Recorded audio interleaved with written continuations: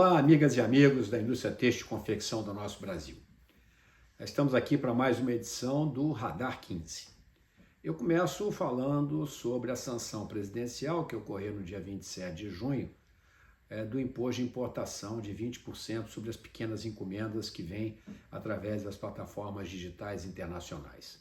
Isso coroa, mas não encerra, uma luta que já vem aí de mais de um ano e meio, para buscar a igualdade tributária, bem como a igualdade regulatória entre a indústria e o varejo do nosso país com a indústria e o varejo de fora do Brasil, principalmente estou falando dos concorrentes asiáticos. Evidentemente que nós sabemos que ainda falta algum tipo de melhoria na cobrança desses impostos para que nós tenhamos o equilíbrio entre o regime geral de importação e o regime simplificado de importação. E nesse sentido, nós estamos trabalhando agora junto aos estados para fazer a alteração do ICMS. O ICMS das plataformas é 17% e nós pagamos um ICMS maior do que esses 17%. Então a nossa luta, a nossa busca, a nossa batalha é pela igualdade tributária e, de novo, pela igualdade regulatória, que às vezes fica um pouco obscurecida, mas ela é tão importante quanto, pois nós somos fiscalizados, temos uma série de órgãos que nos cobram compromissos com sustentabilidade, com etiquetagem, com componentes de produtos e tudo mais, e esses produtos estão passando sem nenhum tipo de fiscalização.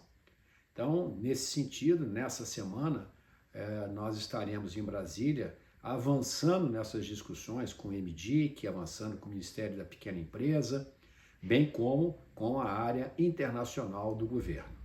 É muito importante nessa quadra que nós estamos vivendo de um mundo cada vez mais complexo, com grandes discussões geopolíticas, com alteração dos fluxos de investimentos, bem como de transações de mercadorias e serviços, que nós tenhamos a capacidade de nos proteger. E quando eu falo proteger, não o protecionismo sem sentido, mas proteger contra práticas desleais, contra subsídios e uma série de outras irregularidades que acabam impactando a produção do nosso Brasil.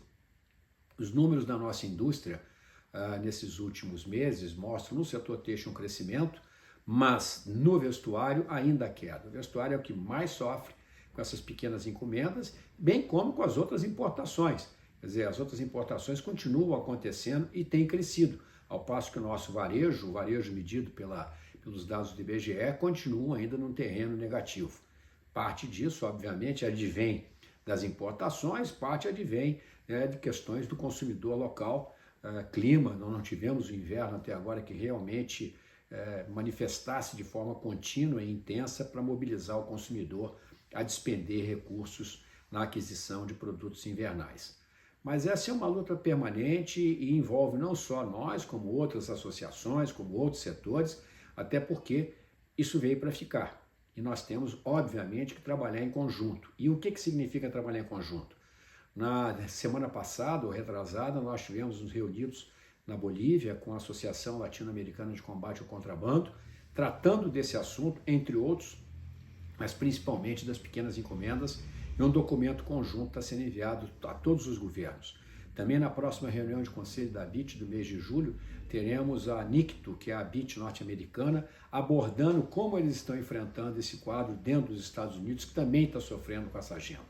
Então, nós estamos criando um ambiente em que todas essas associações de diversos países e continentes possam atuar conjuntamente com uma prática regulatória que seja compatível com essa nova realidade digital.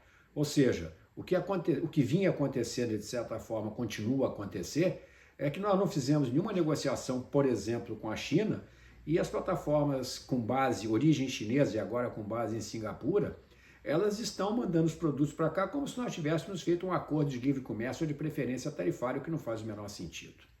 Então, essa é uma agenda permanente e contínua, e ao mesmo tempo temos que trabalhar com a agenda da competitividade do Brasil. Não dá para a gente imaginar que conseguiremos avançar e conquistar mercados internacionais carregando essa bola de ferro que a gente tem que carregar aqui nos pés, nos ombros, no pescoço, em tudo quanto é lugar para ser competitivo mundialmente. E nós sabemos que se você não for competitivo lá fora, o lá de fora será competitivo aqui dentro. Avançando nessa questão de competitividade, participamos do encontro anual da ANEA, que aconteceu na Bahia, e nessa semana estivemos também participando do encontro da AMIPA, Associação Mineira de Produtores de Algodão, no Dia do Algodão, Dia de Campo. Em todos esses encontros nós levamos a nossa agenda de trabalho e um objetivo comum de voltarmos a ter um consumo de 1 milhão de toneladas de algodão dentro do Brasil. Não é um objetivo fácil de ser alcançado, porque para ele ser alcançado é preciso que o Brasil cresça, que o consumo cresça, que a preferência do consumidor se dê em cima de matérias-primas renováveis e naturais. Obviamente, nós temos as matérias-primas sintéticas que também têm um papel relevante, aliás, são majoritárias no consumo internacional, de mais de 120 milhões de toneladas, nós temos aí metade dela é de poliéster e outros 25 milhões de toneladas de algodão, e depois vem um conjunto de outras fibras, como poliamida, como sisal, juta, seda, viscose e tudo mais. Então nós temos aí esse objetivo de voltar a crescer o consumo de fibras no Brasil de uma forma geral, em particular na conversa com a cotonicultura brasileira, resgatar um consumo de 1 milhão de toneladas que nós já tivemos. Então, temos que ter mais capacidade de exportar, temos que substituir importações, enfim, tem uma série de providências que a gente precisa ter para voltar a ter esse crescimento sustentado e sustentável da nossa indústria, que depende, obviamente, de um crescimento da economia brasileira também de forma sustentável e sustentável. Então, todas essas articulações fazem parte de uma agenda de fortalecimento desses diversos elos da cadeia de produção que o Brasil tem, desde o campo até o produto final, desde as matérias-primas sintéticas até o produto final, avançando além na economia circular, na agenda de sustentabilidade, na agenda de descarbonização, que é uma agenda mundial e que nós estamos inseridos nela. Também é importante frisar que iremos, pela primeira vez, agora depois do novo governo ter ganho as eleições, a Buenos Aires conversar com a nossa contraparte, tanto na indústria têxtil quanto na confecção, com o governo argentino, com a embaixada brasileira, com a assessoria que nos atende naquele país, para entender melhor o quadro, porque a Argentina é ainda o nosso maior cliente na indústria têxtil e confecção e de vários outros setores da economia.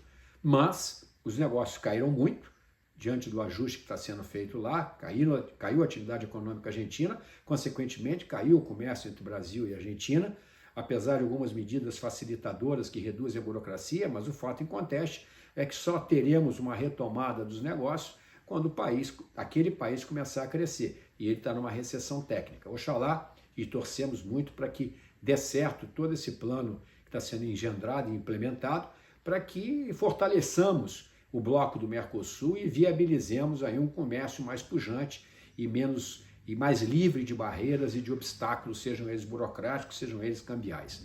Então nós temos aí uma agenda forte e que também conversa com essa reta final da reforma tributária. Está previsto pelo presidente da Câmara votar os relatórios até antes do recesso da Câmara, que vai se dar 17 e 18 de julho, e depois do recesso vai para o Senado com 45 dias de avaliação.